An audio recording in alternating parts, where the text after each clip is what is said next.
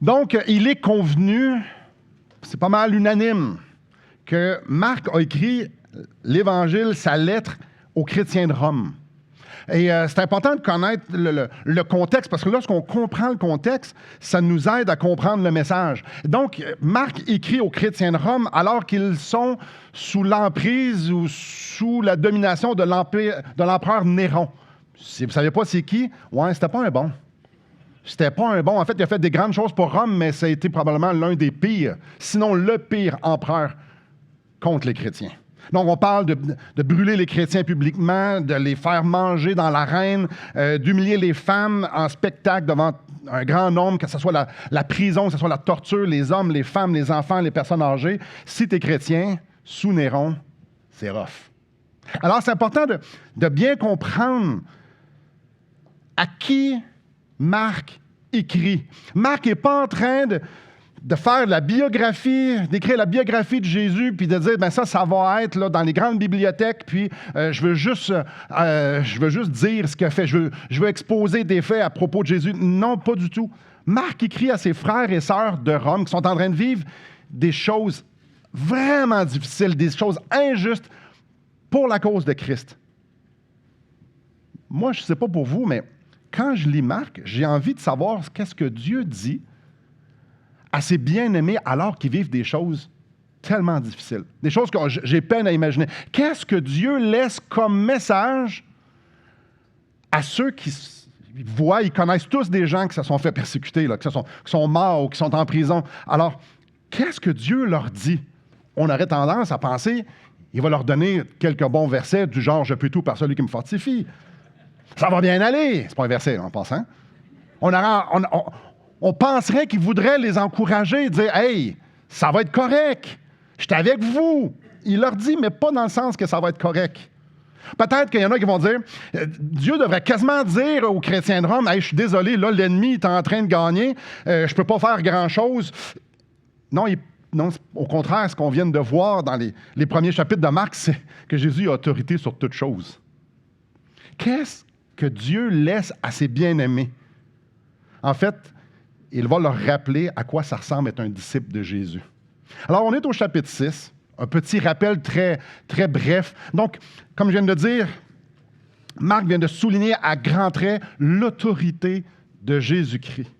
Au chapitre 6, il commence un autre thème, qui est encore dans la même veine, mais qui ajoute quelque chose. Au chapitre 6, Jésus rentre à Nazareth, là d'où il vient. Et comme à l'habitude, il rentre dans la synagogue, commence à enseigner, puis au verset 3, on lit que c'est un scandale. C'est un scandale pour ceux qui sont là. Je lis le verset 4. Mais Jésus leur dit, « Un prophète n'est méprisé que dans sa patrie, parmi ses parents et dans sa maison. » Jésus est en train d'expliquer ce qu'il est en train de vivre à Nazareth. Il est méprisé dans son village. Il est méprisé par sa famille. Jésus, c'est lui qui n'a rien fait de mal, il fait juste du bien, est rejeté par les siens. Ensuite, Marc avance, nous raconte comment Jésus a envoyé ses apôtres en mission. Au verset 8, il va leur dire « Il leur prescrivit de ne rien prendre pour le voyage, si ce n'est un bâton, de n'avoir ni pain, ni sac, ni monnaie dans la ceinture. » Hey, beau voyage missionnaire, hein? Pas avec rien. Les gars, allez-y, il n'y a rien. Donc, comme on avait parlé la dernière fois, voyager léger. Ben oui, voyager léger, certain, mais mets-toi même pas de sac pour pouvoir mettre quelque chose. Mais non, si tu voyages léger, tu n'as pas besoin de sac. Il n'y a rien à mettre dans le sac. Super. En fait, Dieu va pourvoir. Faites confiance que Dieu va pourvoir. OK. Verset 11. Et s'il y a quelque part des gens qui ne vous reçoivent ni ne vous écoutent, retirez-vous de là et secouez la poussière de vos pieds afin que cela leur serve de témoignage. Alors, il est en train de dire, bien, tout comme moi, il va y avoir du monde qui va vous rejeter. Tout comme moi, il va y avoir du monde qui n'acceptera pas. Il y en a qui vont vous écouter, puis il y en a qui ne vous écouteront pas. Et Marc prend une pause dans le texte. À partir du verset 13, il y a une pause. Il prend une pause, puis il ramène l'histoire des apôtres au verset 30. Donc, quand les apôtres reviennent de leur mission. Je vais lire le verset 31. Jésus leur dit, « Venez à l'écart dans un lieu désert et reposez-vous un peu, car il y avait beaucoup d'allants et de venants et ils n'avaient même pas le temps de manger. » Eh boy, il est occupé. Ce qu'on lit ici, c'est que les apôtres étaient très, très, très engagés dans la cause et il n'y avait pas vraiment beaucoup de temps pour eux. Assez que Jésus fait comme, OK, là, on va aller se reposer. Marc utilise souvent cette méthode-là, cette méthode qu'on est en train de voir, c'est une méthode sandwich. Donc, il utilise plusieurs histoires pour enseigner un thème, un sujet. Puis ici, le thème est très clair, à quoi ça ressemble être un disciple de Jésus. Et, tu sais, on vient d'avoir le pain, là. On vient de voir les apôtres qui se font envoyer, en fait, Jésus, les apôtres se font envoyer, puis les apôtres qui reviennent. Au milieu, donc pour compléter, pour bonifier, pour rendre ça super clair pour le chrétien de Rome, qu'est-ce qu'il y a comme viande? Bien, c'est le meurtre de Jean-Baptiste. Donc, pour bonifier son enseignement sur c'est quoi être un disciple de Jésus, il va parler du meurtre de Jean-Baptiste. Et là, je ne sais pas si vous êtes comme moi, mais des fois, je lis la Bible depuis que je suis chrétien, depuis 30 ans. Je lis Actes. Je regarde les biographies, je me dis, c'est différent aujourd'hui, hein? C'est différent. Puis c'est différent ou non, on vit des choses différentes, mais c'est différent. C'est comme si la mentalité est différente. Des fois, j'ai l'impression, dans ma vie, que j'ai un peu romantisé l'Évangile. Ce que ça veut dire vivre l'Évangile, ce que ça veut dire être disciple, je l'ai romantisé de ce que ça veut dire être un disciple. Puis j'ai l'impression que je ne suis pas le seul. Je regarde ailleurs dans le monde, je regarde dans l'histoire, je regarde dans Actes, puis je me... Eh boy! On n'est pas tous appelés à mourir pour la cause de Christ, mais nous sommes certainement tous appelés à vivre pour la cause de Christ. Ça ressemble à quoi, ça? Alors, on commence notre texte, verset 14. On va parler de ça ce matin. Alors, ça nous parle, le roi Hérode, et là, je m'arrête tout de suite ici. Si vous avez lu votre Bible une couple de fois, le roi Hérode, ça revient souvent. C'est un nom qui revient. Puis des fois, c'est dur à suivre, parce qu'il y a 6 Hérodes dans le Nouveau Testament. Alors oui, il y en a 4 dans la même famille.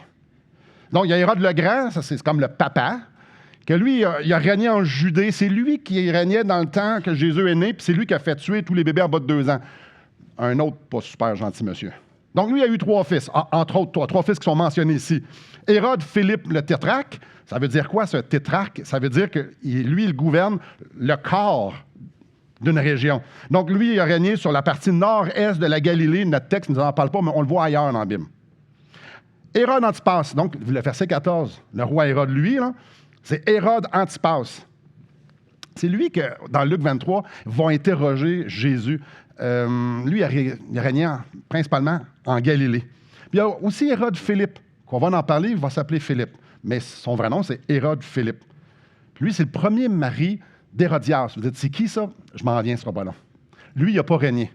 Puis il y a 2 autres Hérodes. Il y a Hérode Agrippa I, puis juste pour mélanger les choses, il y a Hérode Agrippa II, mais ça ne nous dit pas lequel est le 1 et lequel est le 2, ça on les voit dans Actes. Mais, pour les besoins de la cause, revenons dans notre texte, le roi Hérode. On est sous l'Empire romain, et sous l'Empire romain, il y a un empereur, mais il y a des régions. Quand ça nous parle qu'il est roi, on parle qu'il est gouverneur d'une région, qu'il est roi d'une région. Donc, c'est lui qui gère tout ça. Hérode Antipas. Comme son père, Hérode le Grand, il a des idées de grandeur, il aime le pouvoir, il aime le luxe. C'est lui qui a fondé les villes de Tibérias, puis de Séphoris. Bref, un gars bien important qui aimait bien faire ce qu'il faisait, puis qui profitait comme tous les hommes de pouvoir ont fait. Hérode Antipas. L'historien Joséphus. L'historien Joséphus, peut-être vous avez déjà entendu Joséphus. C'est qui, lui? On ne le connaît pas, il ne vient pas ici. L'historien Joséphus, ça, c'est un historien qui a vécu dans le temps de Jésus. Ce n'était pas un chrétien, c'est un historien juif. Ah, donc, lui, il a écrit l'histoire, en fait, du peuple d'Israël et aussi du temps-là. Joséphus écrit à propos de la famille d'Hérode, écrit à propos de justement Jean-Baptiste et tout ça. Et ce que Joséphus dit, ben, c'est que Hérode a convaincu sa femme, la femme de son demi-frère, excusez-moi, de devenir sa femme. Donc, laisse mon demi-frère, puis je vais te marier. La Bible dit beaucoup moins de détails, mais ça nous dit quelque chose au verset 17 et 18. Car Hérode lui-même avait fait arrêter Jean et l'avait fait lier en prison à cause d'Hérodias, femme de Philippe. J'en ai parlé tantôt. Hérode Philippe. c'est le demi-frère. Son frère, parce qu'il l'avait épousé. Et que Jean lui disait, il ne t'est pas permis d'avoir la femme de ton frère. Donc, Jean-Baptiste dit à Hérode, le roi Hérode, tu n'avais pas d'affaire à marier la femme de ton demi-frère. Ça se fait pas. On y revient plus tard. Enchaînons avec Jean-Baptiste. Vous avez mon chapitre 1. Qui est Jean-Baptiste dans cette histoire-là? C'est important. Non, on le connaît, Jean-Baptiste. Oui, oui, je sais. Moi aussi. Il y a quelque chose que je veux soulever à propos de Jean-Baptiste. Jean-Baptiste, chapitre 1, verset 2.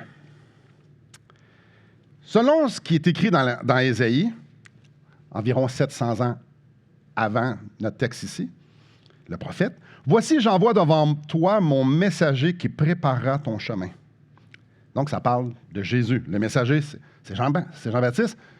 Et le ton ici, là, ton chemin, ça parle de Jésus. C'est la voix de celui qui crie dans le désert. « Préparez le chemin du Seigneur, aplanissez ses sentiers. » Jean parut, baptisant dans le désert et prêchant le baptême de repentance pour le pardon des péchés. Et là, on dit, ben oui, c'est un monsieur, c'est un prophète, c'est un homme, un envoyé de Dieu qui vient dire au peuple, repentez-vous. Ouais. On manque quelque chose si on arrête là-dessus. Jean-Baptiste est apparu à une époque où justement le peuple était très religieux. Mais le cœur, ils étaient sur le pilote automatique. Ils vivaient dans une hypocrisie religieuse. Le message de repentance de Jean-Baptiste, il est révolutionnaire. Parce que si tu dois te repentir, c'est parce que tu es dans le champ. Ah! Alors lui, il allait dans le désert, puis il prêchait la corruption, l'hypocrisie du système religieux, en fait, du cœur humain. Bref, lui, il encourage les gens à sonder leur cœur, à s'examiner en face de ce Dieu 3 fois saint. Jean-Baptiste, il était très engagé à la cause de l'Évangile parce que lui, il prêchait à du monde de se repentir, du monde qui pensait qu'il était correct. Donc, aller dire à un pharisien, « Repens-toi », ça prend beaucoup de nerfs. Ça prend... faut que tu sois convaincu que tu as patente, là. Parce que les pharisiens, ils ont une grande influence. Allez voir, pas aller voir, le peuple venait à lui dire au peuple, puis c'est intéressant qu'il est dans le désert. Il ne va pas à Jérusalem, là où tout se passait de religieux, c'était à Jérusalem. Non, il va dans le désert, puis c'est les gens de Jérusalem qui venaient le voir. Puis leur dire, c'est pas là que ça se passe. Là, c'est la corruption, là, c'est l'hypocrisie. Jean-Baptiste, il avait à cœur la vérité. Et il était prêt à la dire à n'importe qui. Il était prêt, lui, son but dans sa vie, c'était de pointer les gens à Christ, coûte que coûte. Alors, quand on lit au verset 18 de notre texte, au chapitre 6, quand on lit que Jean disait à Hérode, « Il ne t'est pas permis d'avoir la femme de ton frère », on doit comprendre que Jean-Baptiste, il avait vraiment pas froid aux yeux. On ne sait pas dans quelles circonstances il a confronté Hérode. Est-ce que Jean-Baptiste le dénonçait publiquement? Est-ce que Jean-Baptiste il avait audience à Hérode? On ne le sait pas. Mais ce qu'on sait, c'est qu'à un moment donné, Hérode l'a entendu. Il a entendu ce que Jean-Baptiste disait. La loi de Moïse, ne permettait pas à une femme de divorcer son mari et d'en remarier un autre. Ce qui est intéressant, c'est qu'Hérode, lui, c'était pas un juif. Là. Lui, il s'en fout pas mal de tout ça. Là. C'est pas un religieux, là, même pas du tout. Là. Ça n'a aucune importance pour lui. Lui, il s'attache à son poste, il est roi d'une région dans l'Empire romain. Il s'en fout. Là. Et lui, ce qu'il veut, c'est la paix. Là. Ce qu'il veut, c'est la paix puis se bâtir un royaume. Et Jean-Baptiste le confronte. Jean-Baptiste le confronte. Le confronte avec la loi de Moïse. Ce qui apporte pas mal au cœur de la crise dans laquelle Jean-Baptiste va se retrouver, dans laquelle ici Marc nous parle. Jean-Baptiste dérange Hérode. Mais pas juste Hérode.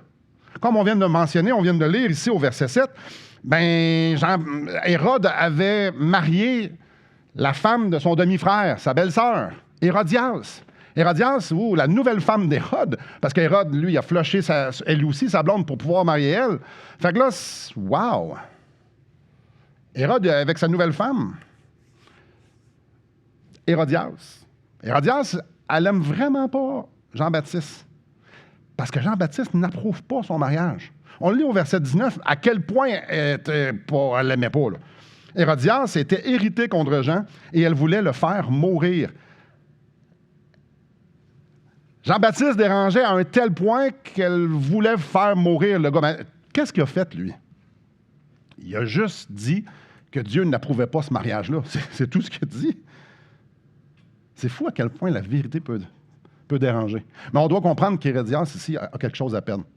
Vraiment, elle ne veut pas que cette vérité-là soit poussée trop loin. Parlons un peu d'Hérode. Pour Hérode, lui, c'est un petit peu différent. C'était pas un grand fan de Jean-Baptiste, mais quand même, il reconnaissait quelque chose en Jean-Baptiste au verset 20. Mais elle ne le pouvait pas, car Hérode craignait Jean, le connaissant pour un homme juste et saint. Il le protégeait et après l'avoir entendu, il était souvent perplexe et l'écoutait avec plaisir. Donc, ils se sont parlé une couple de fois, là. Souvent, ils se sont parlé. Ça nous parle qu'il voulait le protéger. Pourquoi qu'il voulait le protéger? Il le protégeait. Jean-Baptiste est un homme religieux. Et notre texte nous dit que Hérode reconnaissait que Jean-Baptiste était un homme différent, juste et saint. Il était curieux. Il voulait l'écouter. Souvent, ils se sont jasés. Souvent, c'est combien de fois? On n'en a aucune espèce d'idée. Et ce que Jean-Baptiste disait à Hérode, ça piquait sa curiosité, ça le faisait réfléchir, ça le convainquait pas, mais... Ouais. Mettez-vous dans les souliers d'Hérodias maintenant. Jean-Baptiste, qui n'approuve pas et qui sort la loi et toutes les choses religieuses, qui s'en va voir son nouveau mari pour lui dire ce que vous venez de faire là, c'est pas correct. Hérodias a beaucoup à perdre. Et ça nous aide à comprendre à quel point elle veut que Jean-Baptiste se la roche dans son soulier, s'en aille, qu'il meure. Mais pour Hérode, ça n'a pas vraiment beaucoup de sens. Ça n'a pas de sens de faire mourir un homme religieux de la trempe de Jean-Baptiste. Ça n'a aucun sens. J'attire votre attention au verset 14, 15 et 16. Le roi Hérode entendit parler de Jésus. Le verset 14, 15 et 16, c'est après la mort de Jean-Baptiste. Vous allez le comprendre. Le roi Hérode entendit parler de Jésus, dont le nom était devenu célèbre. Et il dit, Jean-Baptiste est ressuscité des morts. Et c'est pour cela qu'il se fait par lui des miracles. D'autres disaient, c'est Élie, et d'autres disaient, c'est un prophète comme l'un des prophètes. Mais Hérode, en apprenant cela, disait, ce Jean que j'ai fait décapiter, c'est lui qui est ressuscité. Et après ça, l'histoire de son meurtre passe. Marc, il ne va pas en séquence. Marc, il va avec l'impact que ça a. Donc, ici pour Hérode, Hérode pensait que Jean-Baptiste était ressuscité. Oui, il y avait plein de gens qui pensaient que c'était un prophète, Jésus, là, mais il dit non, c'est pas un prophète, là. C'est Jean-Baptiste ressuscité. Et là, ça nous amène à bien réfléchir, à bien comprendre. Pour que Hérode pense que Jean-Baptiste avait ressuscité, c'est parce que Hérode pensait que Jean-Baptiste est un homme vraiment spécial, un type d'homme qui pourrait ressusciter. Alors là, il regarde après l'histoire, parce que le 14, 15, 16, c'est après l'histoire, il regarde et dit « Ah ouais, ça c'est le gars que j'ai fait tuer. Ah ouais, il est ressuscité. » Ça nous donne une idée qu'alors, avant que Jean-Baptiste meure, qu'alors que Jean-Baptiste est vivant, Hérode, il y a quelque chose de spécial avec Jean-Baptiste. S'il pense qu'il va ressusciter plus tard. Le verset 14, 15, 16 nous démontre que Hérode réalise qu'il n'aurait jamais dû faire tuer Jean-Baptiste. Ça le trouble un peu. Quand même pas mal. Il y a un autre aspect qu'il ne faut pas négliger. Verset 20. Au verset 20, là, je l'ai lu tantôt, je l'ai lu, mais elle ne le pouvait pas, en parlant d'Hérodias, faire mourir Jean-Baptiste, car Hérode craignait Jean. Craignait? Je l'ai dit, il était un homme religieux très populaire. Si les gens partait de Jérusalem et d'un peu partout dans la Judée pour aller le rencontrer, pour l'entendre prêcher. Donc, on parle de centaines, voire des milliers de personnes ont entendu Jean-Baptiste prêcher. Je vous lis chapitre 1, verset 5. Tout le pays de Judée et tous les habitants de Jérusalem se rendaient auprès de lui et confessant leurs péchés, ils se faisaient baptiser par lui dans le Jourdain, dans les eaux du Jourdain. Donc, il y a des milliers de personnes qui connaissent Jean-Baptiste. Il y a des milliers de personnes qui ont fait « Mais oui, on va se repentir ». Pour un gouverneur, ça, c'est pas une bonne idée de vouloir le faire tuer parce que tu as marié une fille que tu n'aurais pas dû marier, parce que tu n'as pas écouté la loi. Écoutez, là, ce n'est pas un bon move politique du tout, du tout, du tout. Encore une fois, Joséphus, lui, il raconte cette histoire-là, pas basée sur le Nouveau Testament, pas du tout. Il lui raconte comment ça s'est passé. Et il y avait cette crainte-là politique. C'est-tu vrai, c'est-tu pas vrai?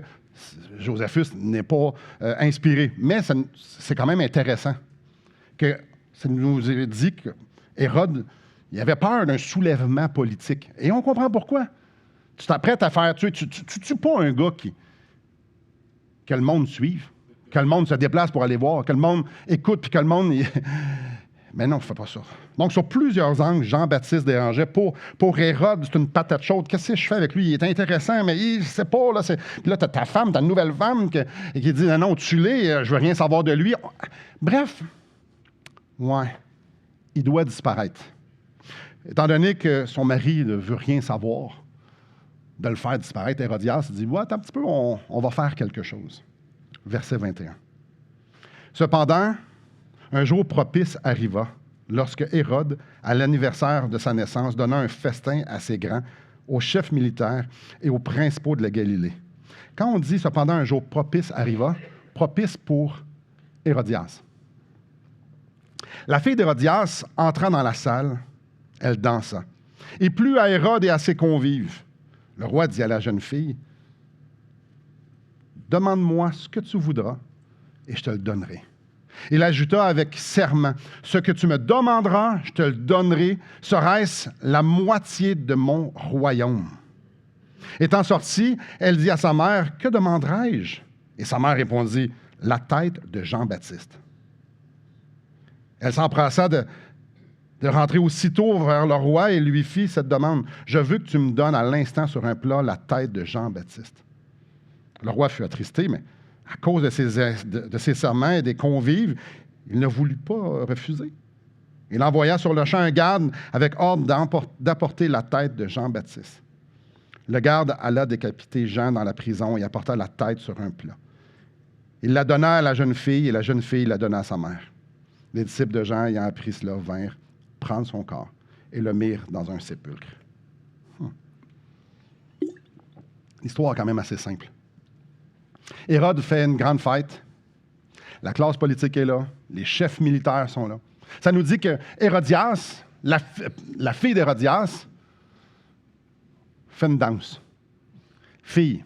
C'est le même mot que la fille de Jarius. Donc, ce n'est pas une enfant de 7-8 ans. Ce n'est pas une femme non plus en âge d'être mariée. 12 ans, 13 ans, 11 ans, 14 ans. Elle danse. Puis là, peut-être vous vous dites, mais c'est quel genre de danse qu'elle a fait? Je n'ai pas trouvé le vidéo. Mais si elle a plu à Hérode et aux convives, c'était sûrement pas de la claquette. Elle a fort probablement dansé une danse sensuelle. Et le fait que Hérode dit, prends jusqu'à la moitié, demande-moi n'importe quoi, et wow, je t'ai emballé par ta danse, je te prête à donner jusqu'à la moitié de mon royaume. Il n'est pas réellement en train de dire ça, parce qu'il n'a pas le pouvoir de donner la moitié de son royaume. Ça n'y appartient pas. Ça appartient à l'empereur. Donc, ici, c'est une hyperbole, c'est quelque chose. Demande-moi gros, puis je vais te le donner. C'est pas mal ça. Hérodias, sa maman, la maman de la jeune fille, elle savait très bien ce qui venait de se passer. Elle savait très bien qu'il y avait des chefs militaires puis les gens politiques qui sont là puis elle savait très bien que son mari, Hérode, était lié par le serment qui venait d'être fait. Verset 26, je le relis. Le roi fut attristé, mais à cause de ses serments et des convives, il ne voulut pas refuser. Tu viens de faire une promesse devant le gratin. Tu ne peux pas dire, ben non, c'est une blague. Ben non. Alors, Hérodias a fait demander à sa fille quelque chose qui la libérait, elle, du problème, de son problème, de sa roche dans son soulier. Je veux la tête de Jean-Baptiste. Et on lit ça, c'est une histoire. C'est vrai, on sait que c'est arrivé, c'est dans la Bible, super, mais il y a quelque chose de surréel ici. Cette histoire-là devrait allumer toutes les lumières dans le sapin de Noël qu'on fasse. Jean-Baptiste. Jean-Baptiste, il est mort à cause d'une danse. Jean-Baptiste. Quand on commence à réfléchir, c'est qui Jean-Baptiste? C'est pas n'importe qui. Là, je vais vous lire un texte que c'est Jésus qui parle de Jean-Baptiste, dans Luc 7. Jésus se mit à dire à la foule au sujet de Jean, « Qu'êtes-vous allé voir au désert? Un roseau agité par le vent? Mais qu'êtes-vous allé voir? Un homme vêtu d'habits précieux? Voici ceux qui portent des habits magnifiques et qui vivent dans les délices, sont dans les maisons des rois. Qu'êtes-vous donc allé voir? Un prophète? Oui, vous dis-je, et plus qu'un prophète.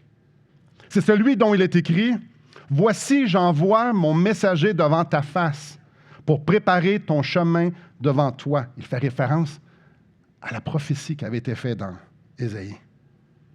Je vous le dis, parmi ceux qui sont nés de femmes, il n'y en a point de plus grand que Jean. Je vous le relis. Je vous le dis. Parmi ceux qui sont nés de femmes, il n'y en a point de plus grand que Jean. Selon Jésus, Jean-Baptiste est le plus grand homme qui ait existé jusque-là. Et il est mort à cause d'une danse. Il est le plus grand. Celui que Dieu a donné comme mission de préparer la venue de son Fils est mort à cause d'une danse. Le plus grand homme qui ait existé, un prophète d'une importance capitale, il est mort à cause d'une danse, d'une simple danse. Mais ça n'a aucun sens. Ça n'a aucun sens. On a probablement envie de dire, mais Dieu, tu faisais quoi? Puis Jean-Baptiste, il était dans la famille de Jésus. Mais pourquoi ça s'est arrivé? Si c'est le plus grand parmi les grands, là, Abraham, Moïse, Josué, David, Jésus dit que c'est lui le plus grand. C'est celui qui a annoncé, celui qui a préparé la venue de Dieu, la venue de Jésus sur la terre. Puis il part de même. Il part à cause d'une danse. À cause qu'il a dit, c'est pas correct que vous soyez mariés. C'est tout. Il me semble... C'est important de comprendre le contexte ici. Là. Super important. Parce que Marc est en train d'écrire aux chrétiens de Rome. C'est quoi l'enseignement ici pour les chrétiens de Rome? On est dans leurs sandales. L'armée vient, nous déchire, il amène des moitiés de famille. On connaît tout du monde qui se sont fait manger, qui se sont fait brûler. Il y a du monde en prison qui se font la torture. C'est ce qui nous pend au bout du nez jour après jour. Et on se cache. Et c'est ça.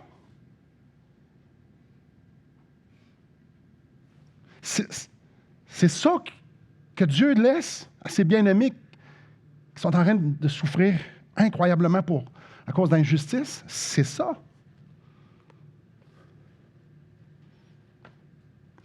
Au début du chapitre 6, Jésus se fait mépriser.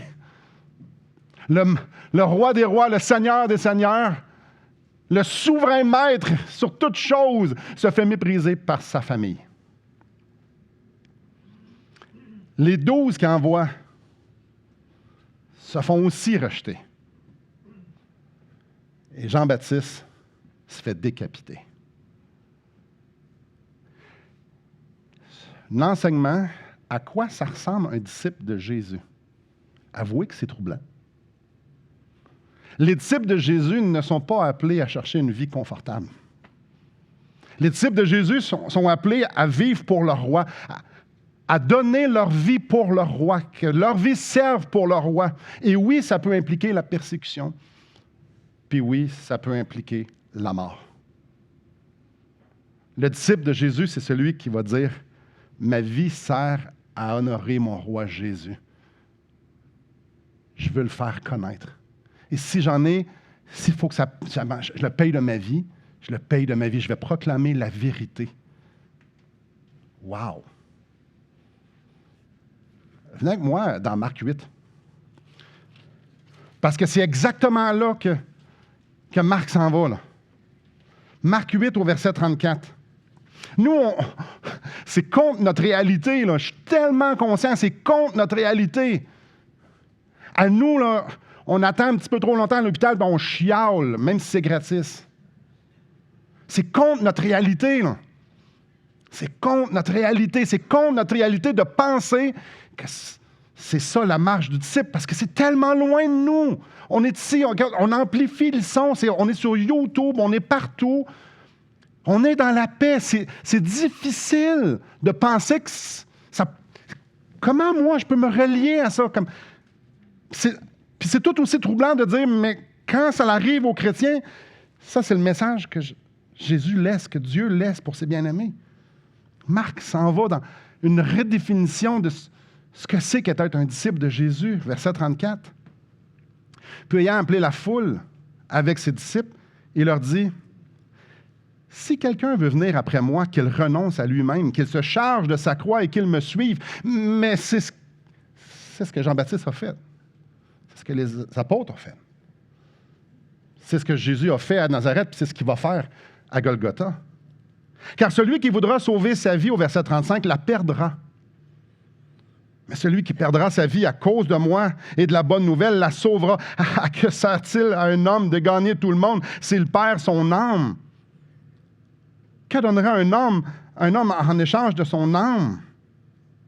Car quiconque aura honte de moi et de mes paroles au milieu de cette génération adultère et pécheresse, le Fils de l'homme aura aussi honte de lui quand il viendra dans la gloire de son Père avec les saints anges. » Et le modèle qu'on a, c'est Jean-Baptiste.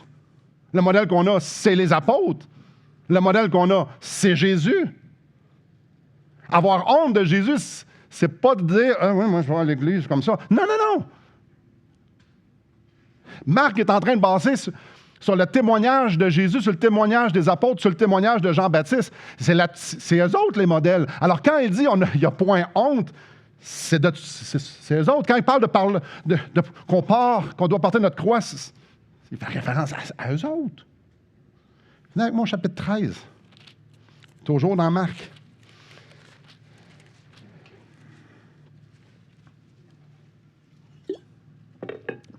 Verset 9. Prenez garde à vous-même.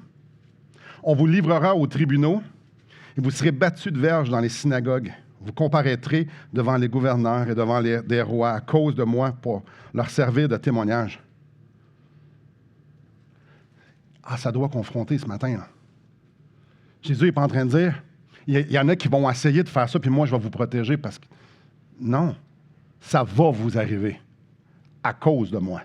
À cause que vous allez parler, à cause que vous allez prendre position, c'est ça qui va arriver. Ouh. On va aller au verset 12. Le frère livrera son frère à la mort, et le père son enfant. Les enfants se soulèveront contre leurs parents et les feront mourir. Vous serez haïs de tous à cause de mon nom. Mais celui qui persévérera jusqu'à la fin sera sauvé. Ça, c'est le message que Dieu envoie aux bien-aimés qui sont en train d'être persécutés à Rome. Oh! Parfois, je me dis qu'on est tellement confortable qu'on a romantisé ce que ça voulait dire être disciple de Jésus. Donc, j'accepte Christ, je fais quelques œuvres religieuses, puis ma délivrance va être un jour, puis d'ici ce temps-là, je vis comme je veux. Puis là, vous dites, Simon, es-tu en train de nous dire qu'il faut courir après la persécution pour souffrir? Non. L'application pour nous n'est pas, hey, faisons en sorte qu'on soit persécutés. C'est pas ça que je suis en train de dire. Je suis en train de dire que le message de Marc s'adresse à des gens qui sont persécutés. Et que le message de Marc, il est en train de pointer à voici ce qui leur est arrivé. Voici ce qui est arrivé à Jésus. Voici ce qui est arrivé aux apôtres. Voici ce qui est arrivé à Jean-Baptiste. C'est à votre tour maintenant. Ils sont déjà en train de se faire persécuter. Il est en train de leur dire, c'est à ça que ça ressemble être un disciple de Jésus, c'est de marcher dans les pas de Jésus, dans les pas des apôtres, dans les pas de Jean-Baptiste. C'est à ça. Alors, eux devaient prendre, les gens de Rome, les chrétiens de Rome, nos frères et sœurs, un puissant encouragement là-dedans, qu'ils sont en train d'être les suivants, qu'ils sont en train de marcher dans les pas de leur sauveur et de ceux qui ont été envoyés pour prêcher cet évangile-là, que maintenant c'était rendu à leur tour, ils devaient avoir un encouragement parce qu'ils étaient en train de faire exactement ce qu'ils devaient faire, prêcher l'Évangile, prendre position. Maintenant, ça s'applique comment à nous qui sommes en paix?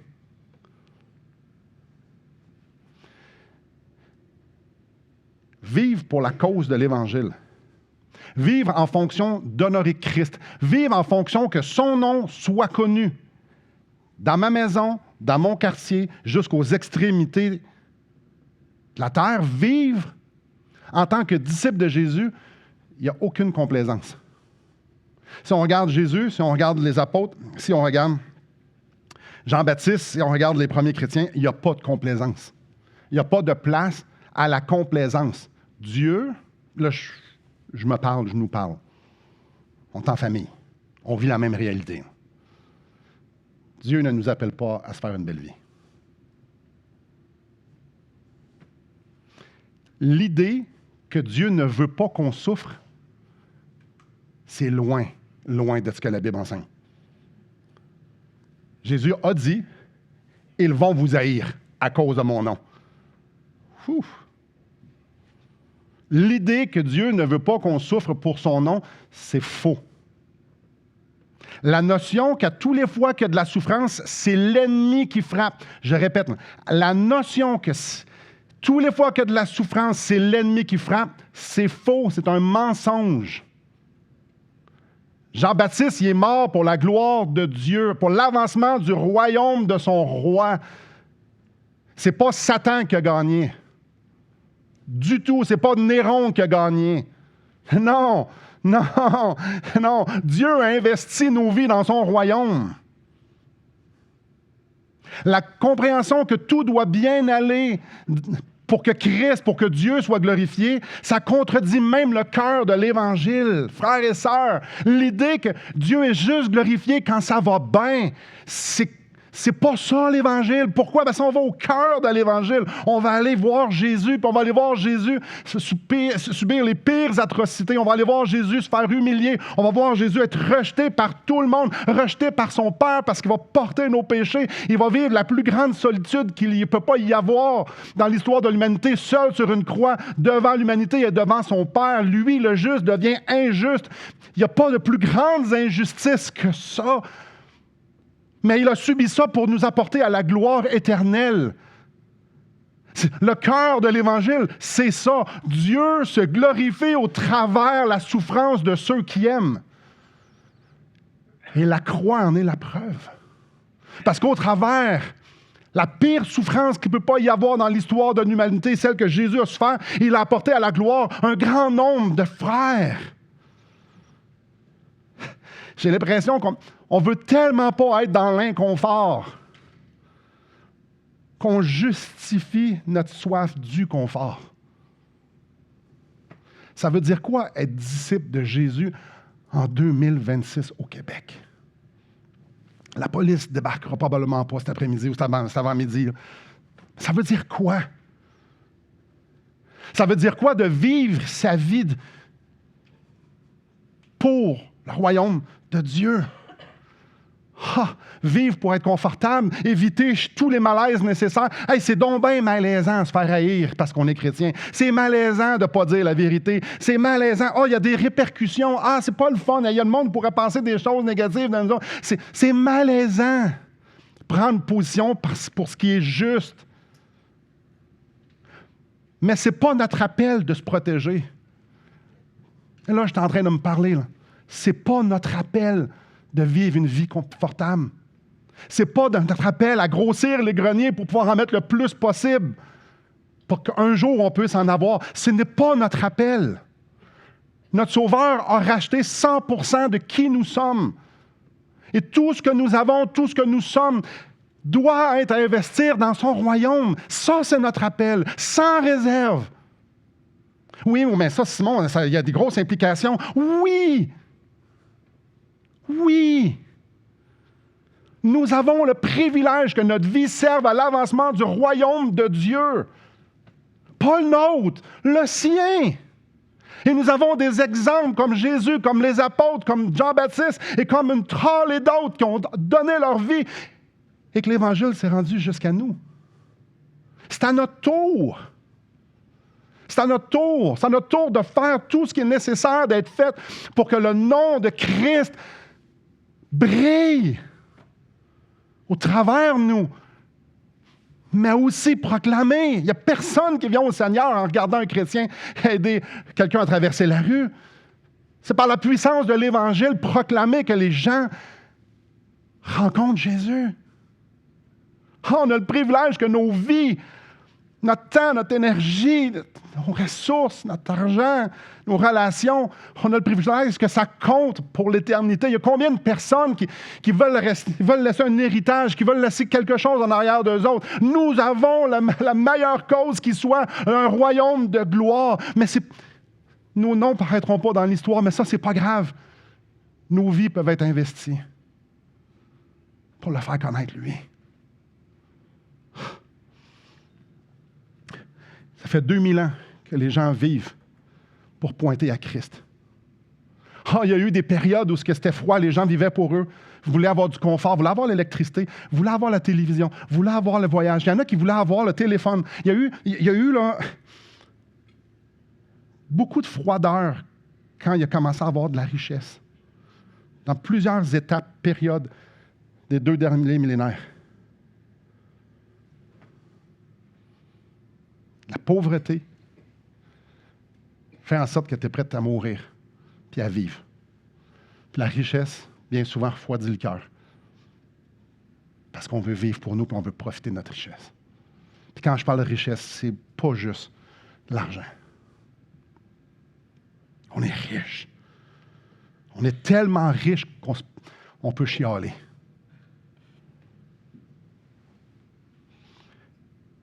Frères et sœurs, si en temps de persécution sévère sous Néron, l'appel, c'était de persévérer jusqu'à la fin.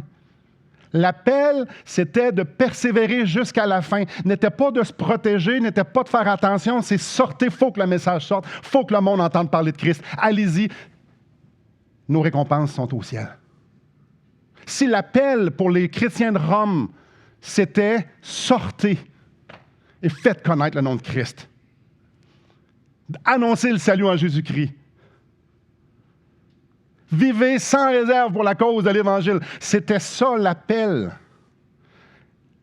Alors qu'en est-il pour nous en temps de paix? On se fait une belle vie? L'appel du Nouveau Testament, l'appel de la Bible, notre appel, notre mission, c'est que l'entièreté de notre vie serve à proclamer le nom de Christ. Tout ce qu'on a. Ah, mais moi, je suis gêné. Ouais, on peut-tu, s'il vous plaît? Ouais. Je ne sais pas quoi dire. Il n'y avait pas eu de cours de théologie, ces gens-là. Il y avait une passion, faire connaître le roi qui les avait sauvés. Ah, frères et sœurs, je ne sais pas où est-ce que tout ça vous emmène. Être disciple de Jésus,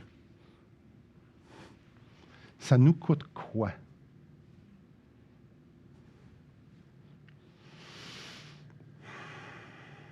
Je vais m'arrêter ici. Je vais m'arrêter ici. Et je vous le dis pourquoi je m'arrête ici, parce que probablement que ça nous dit des choses toutes différentes ici, à chacun d'entre nous.